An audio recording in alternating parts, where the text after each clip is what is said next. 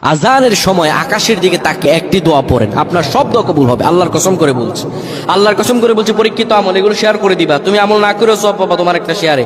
এটি যদি শুনে অন্য কেউ আমল করে তুমি আর সওয়াব পেয়ে যাবা। আজানের সময় যখন আজান হয় তখন আমরা কথাবার্তা বলি, এগুলো অনুচিত।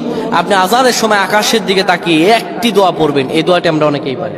এখন বলবেন হুজুর কমন পড়ে গেছে দোয়া। আমরা অনেকেই আল্লাহ তাআলার কাছে এটা ওটা চাই, কিন্তু সঠিকভাবে চাইতে জানি না।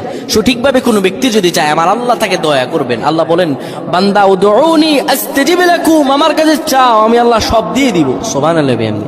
যখন আপনার আজান হয়, আজানের সময় আপনি আসমানের দিকে তাকান, তাকিয়ে আপনি বলুন, পড়তে থাকেন, আল্লাহুম্মা আনতা রাব্বি লা ইলাহা ইল্লা আনতা খলাকতানি ওয়া আনা আবদুকা ওয়া আনা আলা আহদিকা ওয়া ওয়া'দিকা মাসতাতা'তু আউযু বিকা মিন শাররি মা সানা'তু আবু'ু লাকা বিনি'মাতিকা আলাইয়া ওয়া আবু'ু বিযানবি ফাগফির।